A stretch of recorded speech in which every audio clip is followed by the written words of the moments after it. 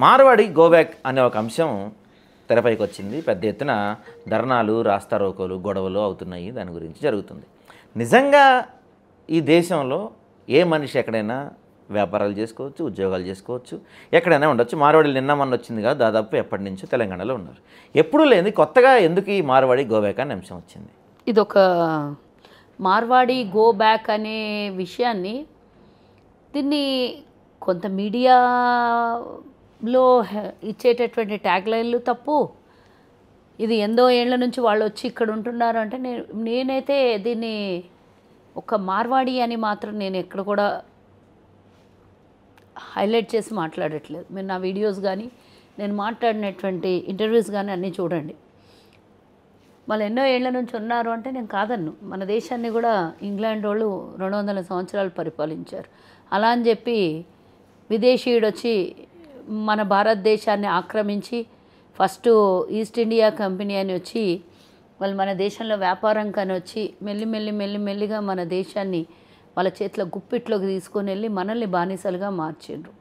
Of course వాళ్ళు విదేశీయులు ఆ రోజు. ఇప్పుడు కూడా ఇక్కడి నుంచి అయితే గుజరాత్ నుంచి వస్తున్నారో, గుజరాత్, ఉత్తరప్రదేశ్, రాజస్థాను, ఇతరత్ర రాష్ట్రాల నుంచి మనకి అసలు నేనేమంటా అంటే అలా వచ్చిన వాళ్ళకి ఎవరేమైనా సరే అమెరికాకు పోయినా బతకడం కోసమే, వాళ్ళు కూడా ఇక్కడ బతకడం కోసమే వచ్చారు. మరి గత 25 సంవత్సరాల నుంచి గుజరాత్లో బీజేపీ పార్టీ అధికారంలో ఉంది. 22 సంవత్సరాలు ఆల్మోస్ట్. మరి దేశానికి ప్రతిసారి మోదీ ఏం చూపిస్తాడు? గుజరాత్ మోడల్ అంటాడు.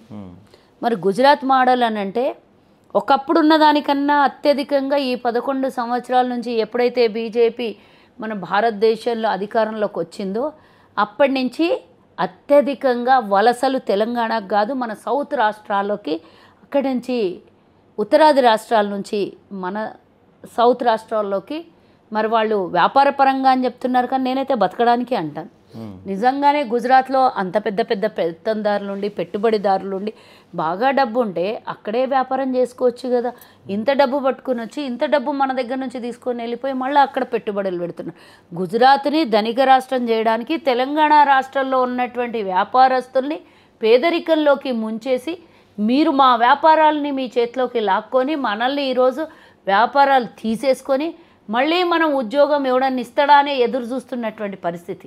నేను ఏ కులాన్ని నిందించని, ఏ కులం గురించి మాట్లాడాను. కేవలం తెలంగాణలో ఉన్నటువంటి అంటే సౌత్ రాష్ట్రాల్లో ఉన్నాయి. ఈరోజు ఈ సమస్య తెలంగాణలో వచ్చింది కాబట్టి నేను తెలంగాణ గురించే మాట్లాడతా.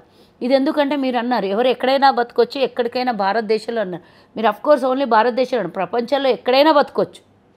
అంటే కొన్ని రూల్స్ పర్మిషన్స్ ఉంటాయి కదా. ఇప్పుడు ఇండియన్స్ అక్కడికి వెళ్ళి వీసా లేకుండా వెళ్ళాలి, కానీ ఇండియాలో మాత్రం ఎవరెక్కడన్నా బతకచ్చు. వీసా ఉన్నా కూడా వెళ్ళి మనం కూడా అక్కడ వ్యాపారాలు చేస్తున్నాం, మనం కూడా అక్కడ ఉద్యోగాలు చేస్తున్నాం.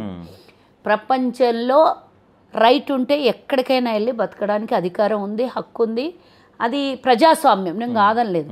కానీ ప్రజాస్వామ్యంలో కూడా కొన్ని హద్దులు ఉంటాయి, పద్ధతులు ఉంటాయి, కొన్ని ఆచారాలు ఉంటాయి, కొన్ని స్థానికులకు ఉన్నటువంటి సౌకర్యాలు వేరే దగ్గర నుంచి వచ్చిన వాళ్ళకి ఎక్కడ కూడదు. ఇప్పుడు ఇతర రాష్ట్రాల నుంచి వచ్చిన వాళ్ళకన్నా ఎక్కువ స్థానికులకే ఫస్ట్ ప్రియారిటీ కదా దేనికైనా కూడా.